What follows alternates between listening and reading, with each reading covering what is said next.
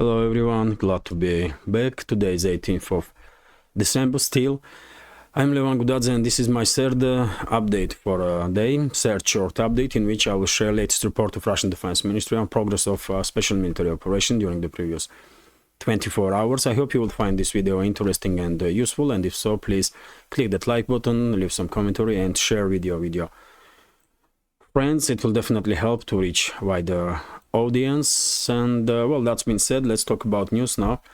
And according to Russian Defense Ministry, units of Russian West Group of forces with support of aviation, artillery and heavy flamethrower systems repelled 10 local scale counteroffensives of assault groups of 21st, 115 mechanized and the 95th air assault brigades of Ukrainian armed forces near Sinkovka, Liman Pervi and Terny settlements areas, which is Kharkov region, of course, and we are talking about Kupiansk sector of the front line.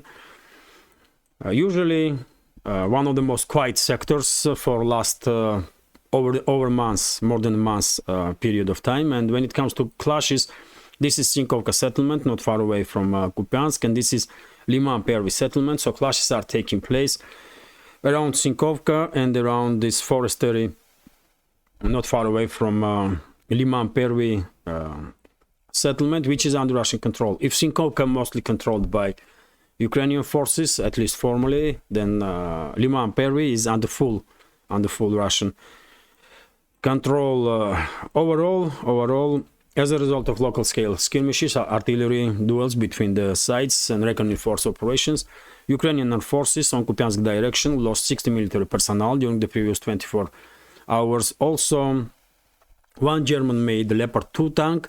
So information, I guess, can be called confirmed about deployment of Western-made battle tanks in Kupiansk direction.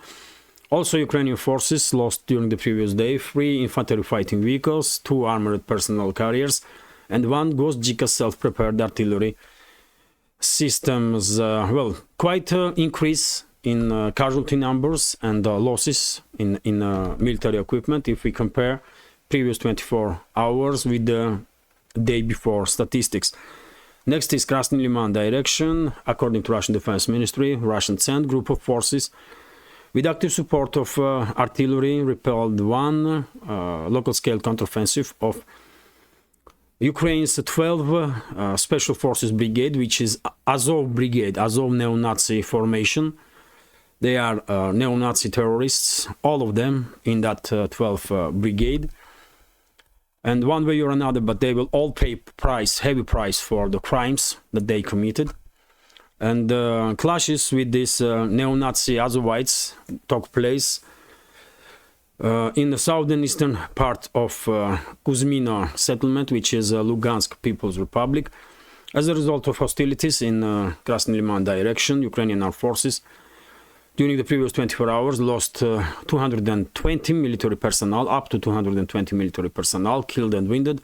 Also 1 tank, 3 armored personnel carriers, 5 motor vehicles, as well as 1 Slovakian-made Suzana 2 self-prepared artillery system. So quite high number of casualties in manpower and losses in military equipment on part of Ukrainian armed forces in Krasny Liman direction. This sector usually is quite active if we compare it with the other sectors, but previous 24 hours were significantly active.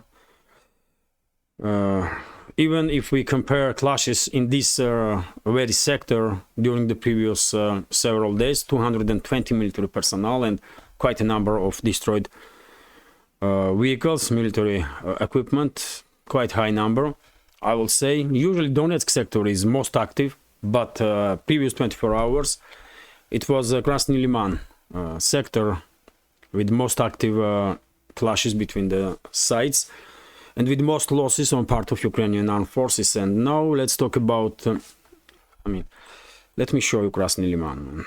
This is Krasny Liman area. This is Krasny Liman area here. On the southern side from Kupiansk.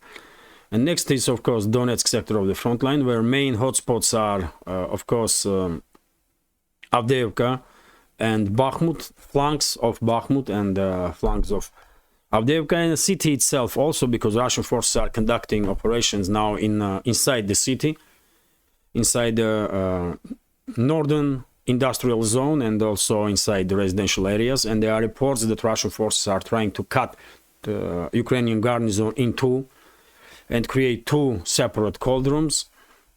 But let's see what Russian Defense Ministry has to say about previous 24 hours. So according to this report, units of South Group of Forces of Russian Army with active support of artillery and heavy flamethrower systems.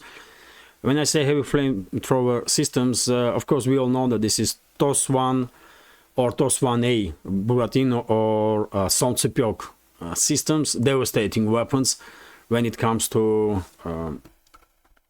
close range combat. These systems are basically launching missiles with small vacuum bombs, one may say. But anyway, let's continue. So South Group of Forces of Russian Army with active support of artillery and heavy flamethrower systems repelled the 9 local-scale counteroffensives of assault groups of 24th, 28th Mechanized and 79th and 81st Airborne brigades of Ukrainian armed forces. Well, 79th Brigade is Air Assault Brigade and 81st Brigade is Air Mobile Brigade.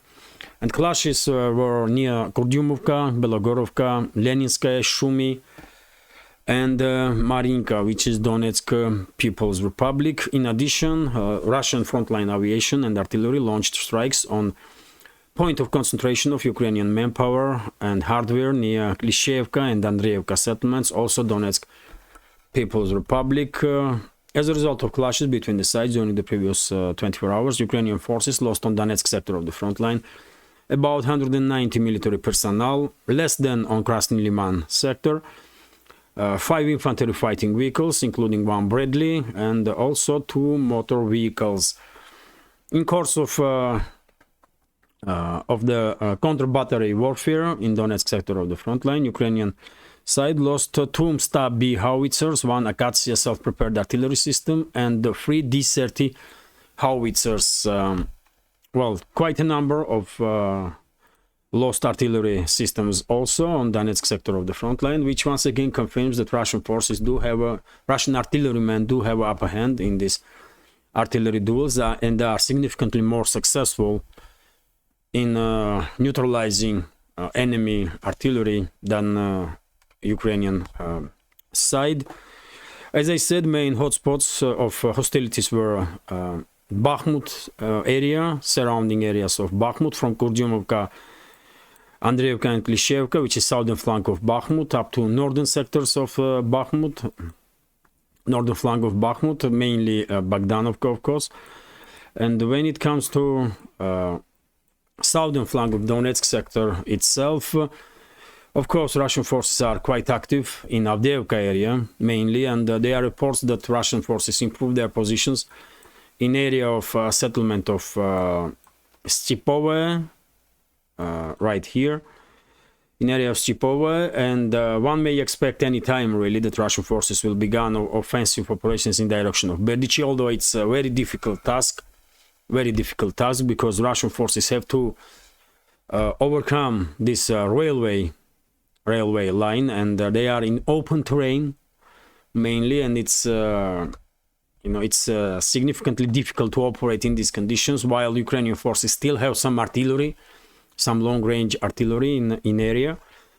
But Russian forces are achieving success in that sector, and also Russian forces are beginning their operations. This is yet again reckoning force operations, I guess, in industrial area, in northern industrial area of Avdiivka, and according to some reports, some Russian recon units did conducted some operations in residential area in the northern part of Avdiivka also.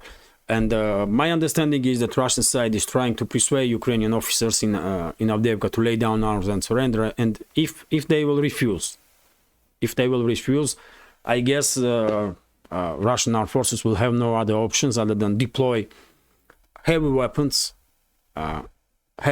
to this sector of the front, Iskander missiles, Kinzhal missiles, to eliminate all the heavy fortifications that Ukrainian armed forces have in industrial area, first of all, and then inside the city.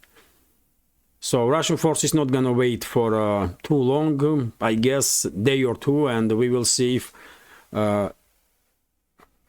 we may see Ukrainian forces surrendering, or otherwise we will probably see heavy bombardment of Ukrainian units in Avdiivka with missiles and glide bombs. So let's see what kind of choice will be made by Ukrainian garrison in Avdiivka. If they want to die for Zelensky and his criminal associates or Western geopolitical agenda, then what can Russian side do about it? I mean, you know, it's a decision that have to be made by Ukrainian militaries in Avdiivka. One may hope that they will make the right decision and they will lay down arms and surrender.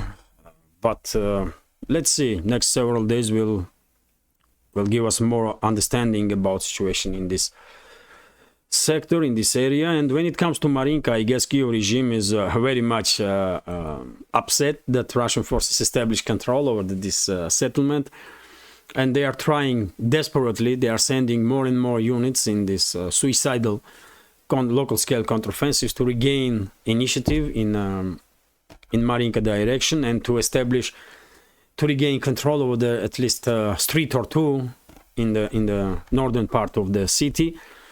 They are very much unsuccessful, and on daily basis there are so many videos of obliterated Ukrainian units in that area. And I mean, today also video is circulating when Ukrainian unit was basically neutralized without them even having a chance. Exactly in Marinka direction. Why they did not surrender, I don't know, but it is what it is. And because some footages are too graphic, I'm just not sharing those videos even on Telegram channel. But overall, Russian side is of course in full control, and are successfully conducting these local scale offensives and increasing pressure on Ukrainian forces.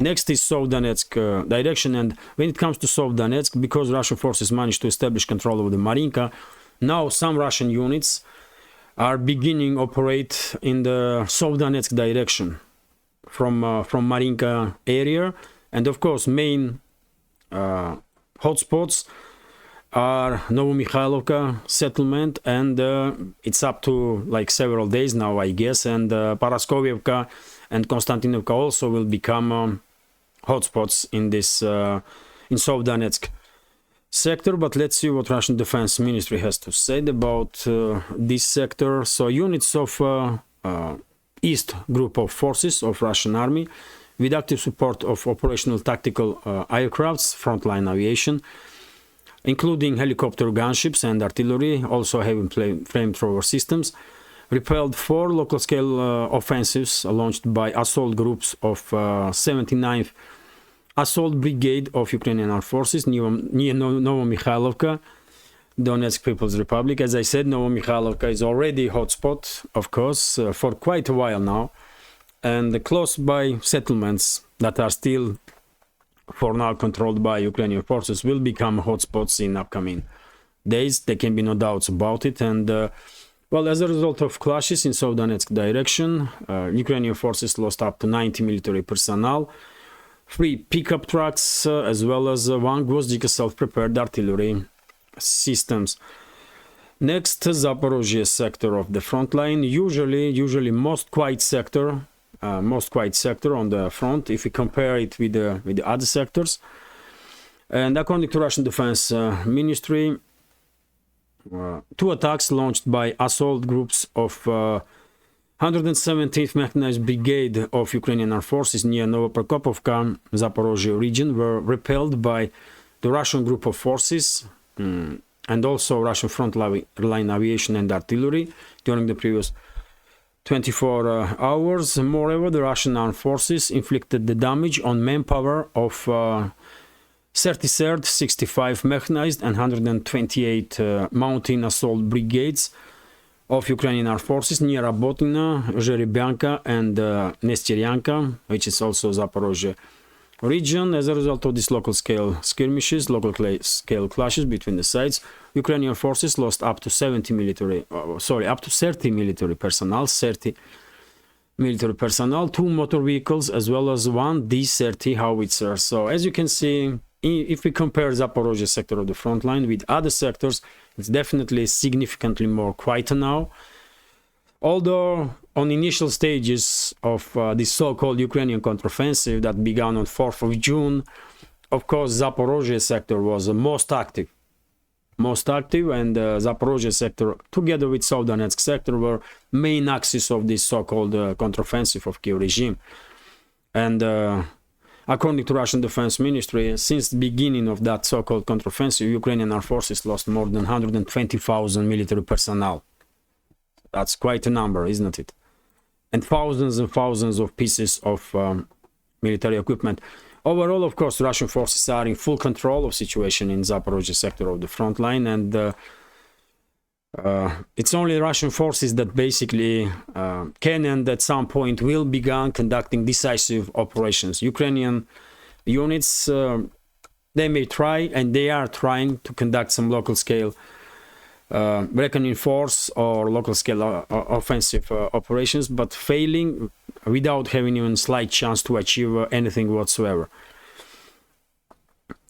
As I said many times before, Ukrainian units, especially in Zaporozhye sector of the front line, they are basically digging in deeper and deeper in the ground to hide.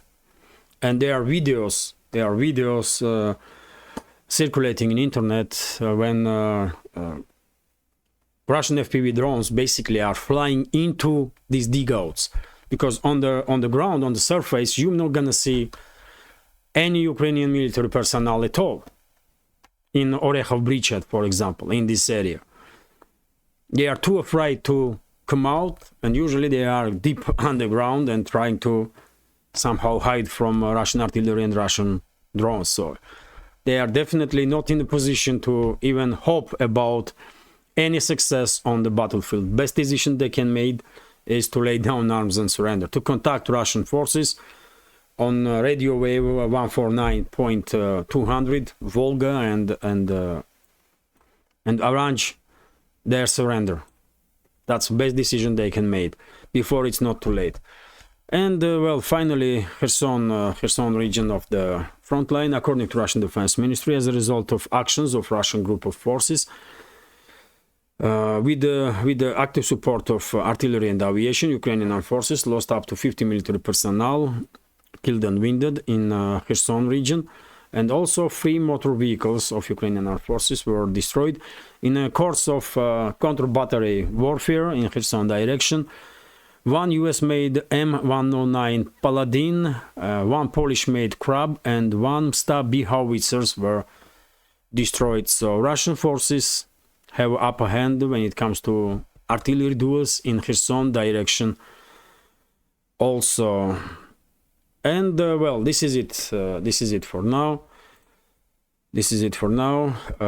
Overall, Ukrainian forces lost more than 600 military personnel during the previous 24 hours on all sectors of the front line, which is yet again, in terms of Ukrainian reality, it's like 2 battalions. In Ukrainian reality, it's 2 battalions, although usually 600 military personnel, it's one battalion.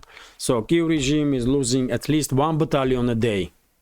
And there are time to time significant decrease in hostility between the sides, and in those days we are seeing casualty numbers on Ukrainian side around 1,000 and more than 1,000, which is 2 battalions. So that's the level of casualties that Kiev regime is taking on daily basis. Well, this is it for now. I hope you will find this video informative and useful, and if so, please click that like button, leave some commentary about any topic you like, and share video with your friends. It will definitely help to reach wider audience. And well, if you think this project with several channels on YouTube, Rumble and Telegram are informative, useful and deserves to exist, please consider to support my work with small donations through PayPal, Buy Me Coffee, or by subscribing to my Patreon page. You can see links on this video in the description box or in the pinned comment. This is it for now. Have a great day and take care.